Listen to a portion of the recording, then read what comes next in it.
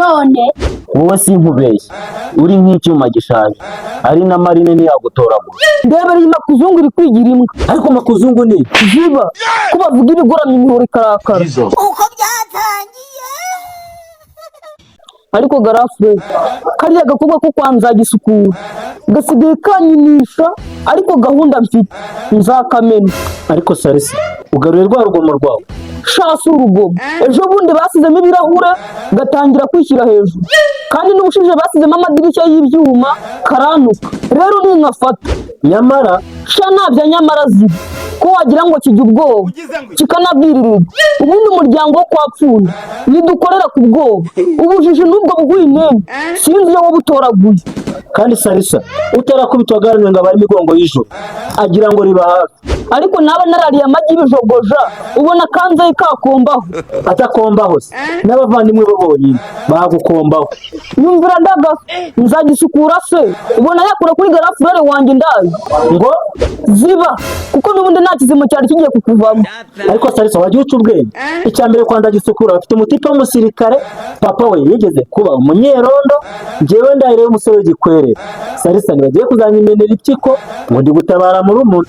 ariko ubu ngubu nibwo nabona ko twapfushije. njyewe Salisa Pro Max nikoreye iperereza guhera ku gisokuru cya mbere na sogokuruza wo kwa data wacu ariwe kigwari cyabaga muri famiye yacu. n'igikeri ari igikeri nticyamukatiraga mu irembo.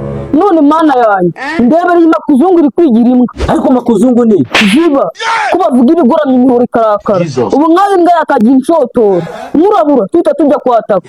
none ndi kukibwira umuntu yambangamiye kigatinya ngo bakimena impyiko. ariko Salisa uzi ibintu byize kumbaho nkiri umwana. ni ibiki se? dore Fanuweli twize gukina umugero, kera kabaye babankubise umugero hagati y'amaguru. biza kugenda bitese namaze amasaha nka 18 narakangutse. ariko ubu umaze kwemera ko intare yabyara inuwe. papa ku kabari nta musinzi ujya umuvugiramo, ariko wowe mfura ye uremera utubanya ikigwari. sha Salisa nawumvishije impamvu. ariko izo mpamvu zidashinga zawe ubwo urumva imbere ya Salisa ziri gukora n'ububwa bubi gusa. uzi ko umeze nka wa muntu wakubiswe akifashisha karuvati ngo umugereho hagati y'amaguru nta n'isoni, aho hagati hatagira isoni bahakubitaga wowe uri mu nzozi. asike ariko Salisa uzi ko ushobora kuzansuzugura. genda ari umusore w'igikwerere naho nize barabizi. iya ni sisiteme yo kugira ngo ndebe amarangamutima yawe. wenda izabe intare nigukinisha uzaze kundeba. okay ngaho tuzamuke kwa Nzagisukura. twagiye. Nzagi ikintu rero gitumye nkuhamagara ni iki ngiki. kirihe kutakinyereka? nicyo ngiye kukubwira ntabwo kigaragara mu maso. gira vuba ukimbwire mwana, kandi mushiki wanjye icyitonderwa mu byo ugiye kuvuga bigire limiti. ejo bundi twatangiye turi kuvuga ibisakuzo birangira uzanyemo iby'umukobwa nazanye hano. nzayimwiyame ujye uvuga ibintu ugira aho ugarukiriza. genza make si ibyo ngiye kuvuga, dore ko abanyabyaha muhora mwikeka. urababazwa n'umukobwa navuze wa mukecuru Didasiyana wigeze wumva muvuga, kandi mwarararanye amajoro 3. nabyo uzabivuga nugira isoni. sha ndahiye imbere y'Imana nimbivuga uzanyita umugome. kuba uriwe usanzwe uriwe, iyaba utari umugome n'ibya mbere nuba warabivuze. kubivuga si ubugome, ni impuhwe nari mfitiye uriya mwana, kuko nimba ari ugupfa weho warapfuye, igisigaye ni ukunuka tukagushyingura. hanyuma si izo mubare ufite uwo mwari wizi nizi uko wamwangiza ukamutera ibyo birwara ukuye muri abo bakecuru. nzagira vuba umbwira ibyo warumamagara, kuko dutindanye nawe ukora munsi y'amatwi.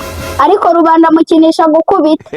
ese nk'ubwo nkozeho ukabona ndapfuye wasobanurira iki mama? shambwira vo simfite umwanya wo gutindana nawe. yes cya kigabo cya se nkurakibona? Siliveri se papa wa Salisa yongeye aritema se gahorana umwaka wo kwihonda amashoka. ariko bimwe mu byo nkwangira no gutomboka kwawe kubamo. wagabanyije kubyina amatangazo ugategura urwo rutwe nkakubwira. Salisa amaze iminsi anyirataho, kandi bijya gutangira namubwiye ko ntari kuri levo ye, nongera mubwira ko niba ajya kunsaba bazansaba amashyo.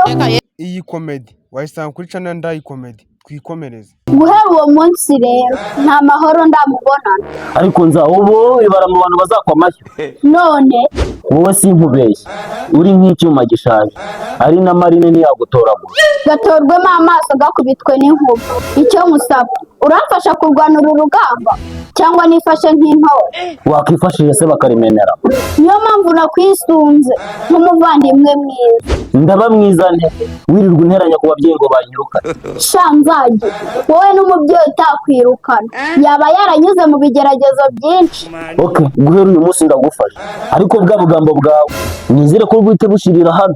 Hari ibyo ntazaceceka naho wanyishyura ku kwezi. kandi nzahora tuma nisubiraho. Basi sorry, urindiriye gato, nzi neza yuko bari buze kundeba. hari ibi nibatebuka. Muhagarara. Papa, dore muragiye. shaka tukuzanira iki se? Ibyo ntabyo nkeneye. ubwo wabona ukeneye bya bipupe byawe. Byose nababwiye ko ntabyo nkeneye. nyine tubwira turi kwihuta. Papa, nkeneye sekirite hano hantu, kunsigana n'iyi nyamaswa simbishaka. umva sha jya ugira umuco, ntubone usa inzobe ngo ugire ngo ntimuvukane. mbere yo gushaka kwihakana musaza wawe reba jye na nyoko, amasura yacu ntago ahuye. namwe rero mumenye ko muvukana. Papa, ndabyumva amasura yanyu ntago ahuye, ariko n'imitima yanyu ntago ihuye. Murashaka kunsigana n'umuntu nta muco agira, ntiyubaha. Uzi ko ejo bundi igihe mujya mu kazi, uzi ko yazanye umukecuru w'imisatsi y'umweru. umenye ko dufitanye gahunda, urantaba hano ariko nabo ba Salisa nibaza baragukuramo iyo koti. Gusa icyabaye cyiza ni uko yaraje kumufungurira. Sha nta nubwo yanangiriye, yamuhaye imineke ahita agenda. Wemerewe kubakubita ntihagire ugukoraho. Niyo mpamvu nanjye ngukinira iyo gahunda. twari tugize ngo ni ibindi bari bajemo, naho no kwifashiriza umuntu. oya twigendere musigare.